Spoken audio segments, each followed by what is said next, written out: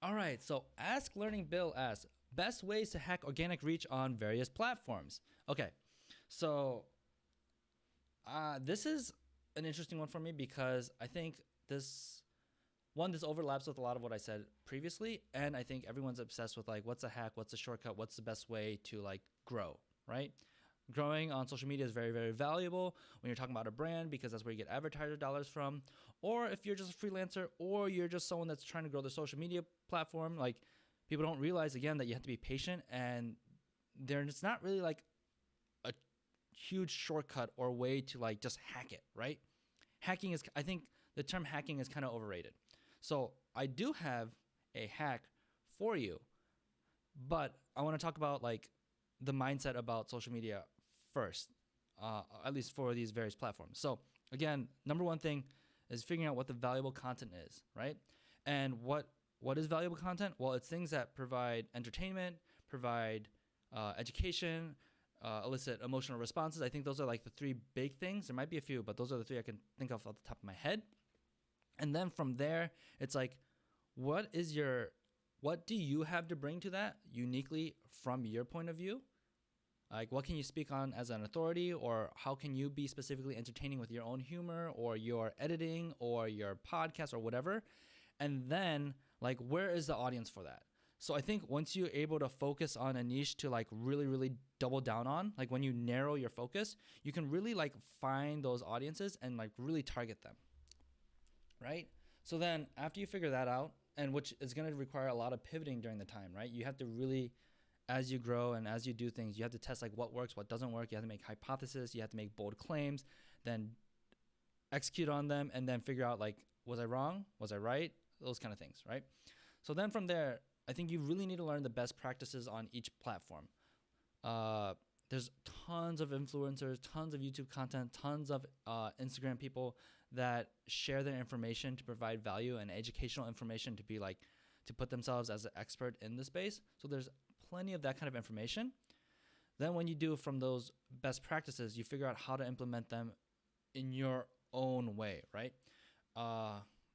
Yeah. So let's break down a few of the hacks for each of the platforms that I can really speak on. I think for Twitter, for example, one of the things that I found in my Twitter growth, which I only have like 1,200 people, which is I think an awesome milestone, but it's also like not very big in the whole scheme of like what social media people, Twitter people, especially in the esports scene, their followings have.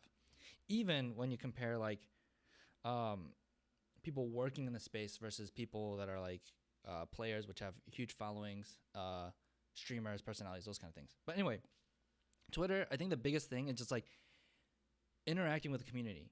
Twitter is a platform where it's like news and it's people sharing their opinions and having conversations. Now, you might say that it's not the best place to have conversations, but people want to chime in and give their 2 cents about things. And when you actually interact with people, or when you start a conversation, that is really, really valuable to people on Twitter, because then people are like, oh, I have an opinion, I want to speak on it, and I want to have a civil conversation about it. And then suddenly, when you meet up with a stranger, they're like, hey, I like this guy's opinion. They look at your profile and they're like, okay, I like the content they're putting out. I'm going to follow them so I can talk to them more. It's just like a really, really easy way to make friends on the internet. It's like very low key. What is it? Low effort to entry, low barrier to entry, a low floor, whatever that is. Let's see.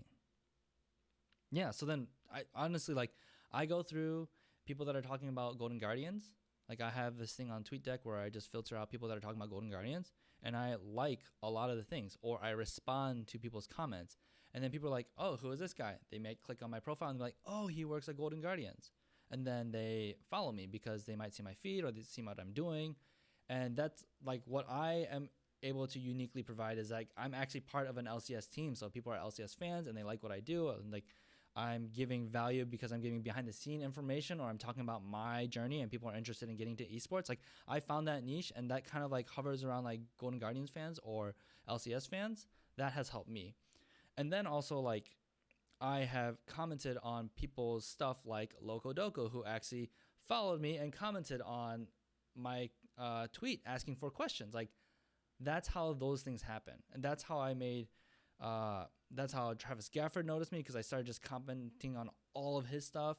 That's how Weldon Green noticed me when I started commenting on all his stuff, and he followed me, and then we made a podcast together. Like, all this kind of stuff, just you have to interact. You can't just put out stuff. Twitter's not for that. Twitter is not like, here's my content feed. You see people do that with high followings, and it's probably because they're like a streamer or a content creator, and they just like postings on YouTube, and they just have a feed of just like random things, just talking about like, I'm going live, I'm going live, I'm going live. Here's my new video, I'm going live. And they're trying to do best practices, but they're not like doing enough to actually find engagement, but they have enough fandom that people are following them. But you'll see low engagement on those kind of accounts. Instagram, I think one of the biggest things, and this can be for all platforms, especially like platforms that know what they're doing, figuring out what the new features are and then using them, and like understanding how to use them, because these companies want to keep people on their platform for as long as possible. So if Instagram says, hey, we have this new feature called Instagram TV where you can upload 10-minute videos, Instagram is going to find people that are using that feature and then highlighting them. And then as long as the content is good, they will continue highlighting them, because people want to like Instagram TV. There's a reason why Instagram decided to implement Instagram TV. So therefore, they're going to encourage people to use that, because they think people that use that are going to promote more people staying on the platform, right? If Instagram uses a new Instagram story feature that creates more interaction, which Instagram thinks will lead to more people staying on Instagram longer, most likely you should use that feature until Instagram decides to kill it, because they want to promote people using that, because it's going to cause people to stay on their platform. So that's one thing with Instagram. Facebook, I have no idea, because I'm just like not concentrating on Facebook. Not saying that it's dead. I think there's a lot of industries, a lot of people, a lot of niches or whatever that can really, really use Facebook. For me, it's just not in my focus, because there's a lot of things.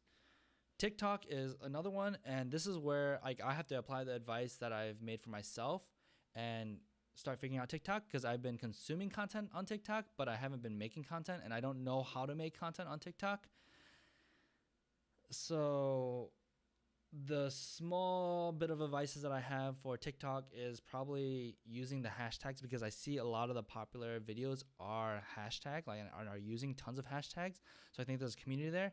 But I also do want to say that I think TikTok, like, whether you're old or young or whatever demographic you are, it seems like there's a lot of representation on TikTok. And because it's such a young platform, people that are succeeding on it are having like some really good ideas or really, really funny. But the thing is, what, like, going back to Loco Doco's question about production quality, like, I think that is what is kind of lacking in TikTok. Like, you see people that are funny, but like, oh, they should have framed that joke a little better, or they could have edited it better to make it funnier, right? That's where I think there's a lot of ways to hack attention in TikTok, by just like putting a little extra time or bringing your experiences from whatever you have to like make your content a little better and have a better production quality. I think that's where you can stand out on TikTok. Also, if you're just like extremely attractive, that really works well on TikTok. So good luck with that. If Bill, you're a good looking guy.